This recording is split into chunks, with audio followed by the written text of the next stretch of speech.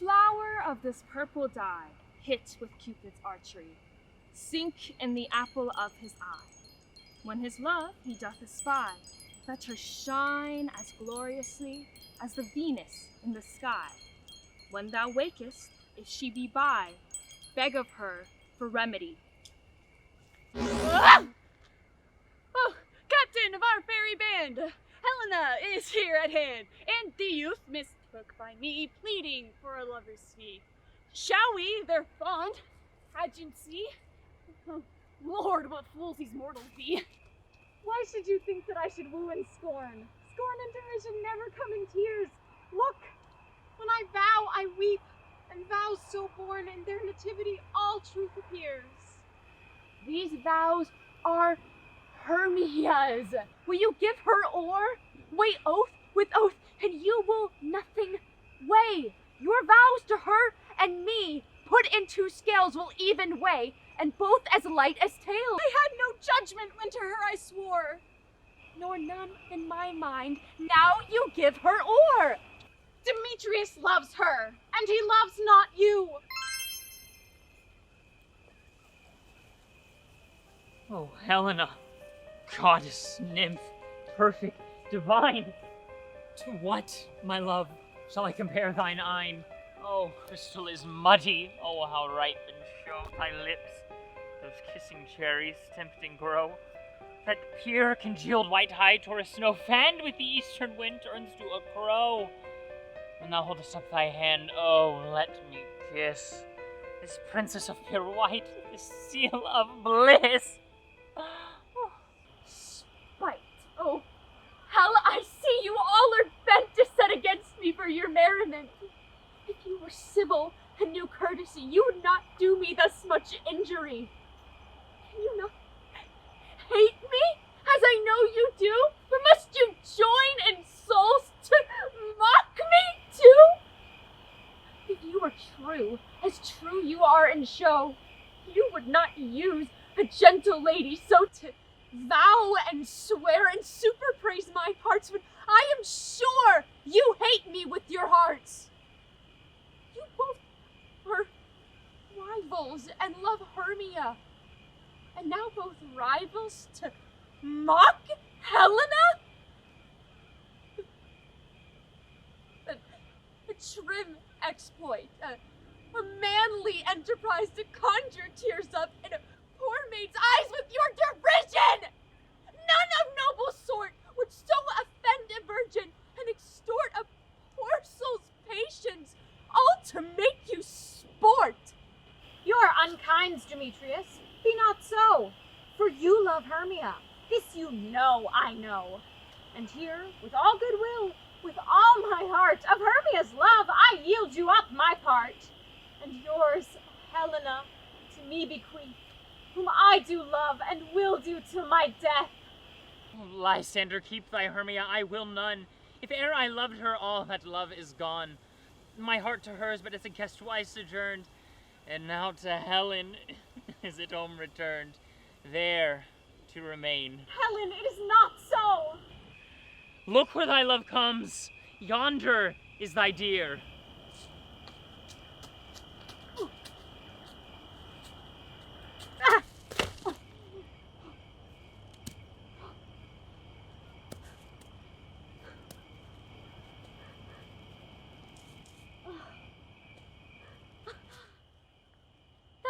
By mine eye, Lysander, found. My ear, I thank it, brought me to thy sound. But why unkindly didst thou leave me so? Why should she stay, whom love doth press to go? What love could press Lysander from my side? Why seekest thou me? Could not this make thee know? The hate I bear thee made me leave thee so. You speak not as you think. It cannot be. Lo, she is one of this confederacy. Now I perceive all three have conjoined to fashion this false sport in spite of me. Injurious Hermia, most ungrateful maid. Oh, is it all forgot? all school days, friendships, childhood innocence, we Hermia, like two artificial gods, have with our needles created both one flower, both on one sampler, sitting on one cushion, both warbling of one song, both in one key, as if our hands, our sides, voices, and minds had been incorporate. And will you rent our ancient love asunder to join with them in scorning your poor friend? It is not friendly, 'tis not maidenly. Our sex, as well as I, may chide you for it, though I alone do feel the injury.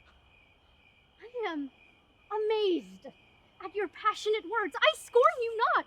It seems that you scorn me.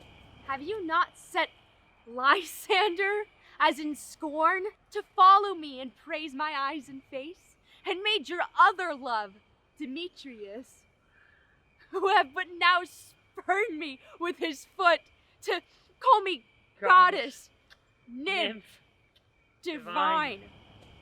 And wherefore doth Lysander deny your love so rich within her soul, to tender me, forsooth, affection, but by your setting on, by your consent?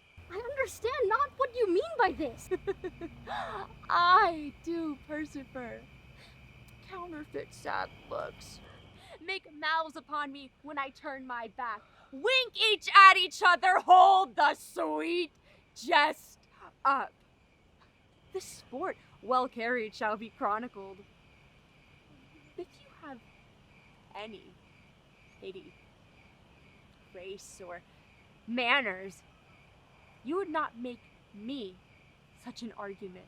Fare ye well. 'Tis partly my own fault, which death or absence soon shall remedy.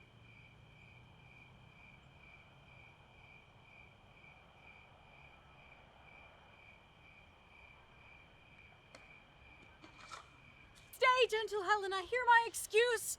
My love, my life, my soul, fair Helena. Oh, excellent.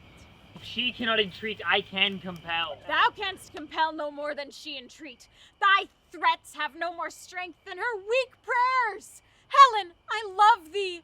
By my life I do. Sweet, do not scorn her so.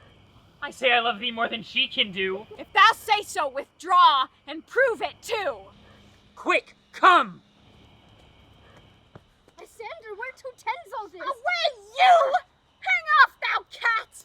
Thou burr vile thing, let loose, or I will shake thee from me like a serpent! Why are you grown so rude? What change is this, sweet love? Do you not jest? Yes, sooth, and so do you. Out! Out! Out! Hated medicine! Hated potion hand! Demetrius, I will be with thee straight! I would I had your bond, for I perceive a weak bond holds you. I'll not trust your word. What, should I hurt her? Strike her? Kill her dead? Although I hate her, I'll not harm her so. What can you do me greater harm than hate? Hate me? Wherefore, oh me, what news, my love? Am I not Hermia?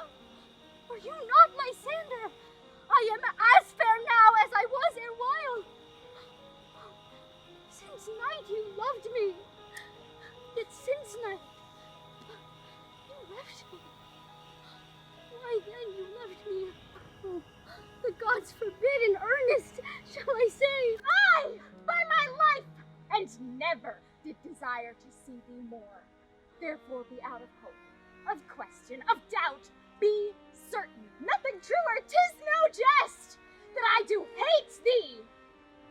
Love Helena. Oh me. You, juggler. You, canker blossom. You, thief of love. What?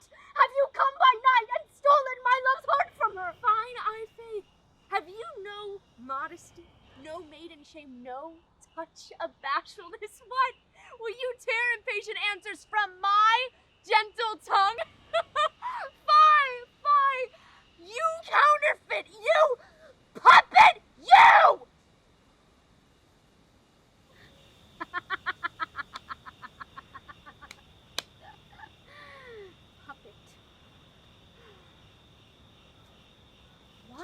so. Aye, that way goes the game. Now I perceive that she hath made compare between our statures. She hath urged her height, and with her personage, her tall personage, her height forsooth, she hath prevailed with her. And are you grown so high in her esteem because I am so dwarfish and so low? How low am I, thou painted maypole? Speak! How low am I? I am not yet so low, but that my nails can reach unto thine eyes. I pray you, though you mock me, let her not hurt me, let her not strike me. You perhaps may think because she is something lower than myself that I can match her. Lower, hark again! Good Hermia, do not be so bitter. I evermore did love you, Hermia. Did ever keep your counsels, never wronged you, save that. In love unto Demetrius, I told him of your stealth unto this wood. He followed you. For love, I followed him, but he hath chid me hence, and threatened me to strike me, spurn me, nay, to kill me too. Be not afeared! She shall not harm thee, Helena. No, sir, she shall not, though you take her part. Oh, when she's angry, she is keen and shrewd. She was a vixen when she went to school. And though she be but little, she is fierce. Little, nothing but low and little. Let me come to her. You! God! You dwarf! You minimus of hindering not grass made! You bee! You acorn! Let her alone! Speak not of Helena, take not her part, for if thou dost intend never so little show of love to her, thou shalt abide it. Now she holds me not. Now follow, if thou darest, to try whose right of thine or mine is most in Helena. Follow. Nay, I'll go with thee, cheek by jowl.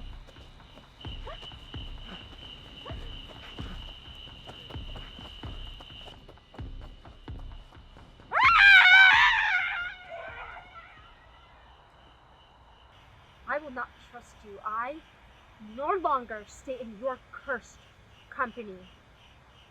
Your hands than mine are quicker for a fray. My legs are longer, though, to run away.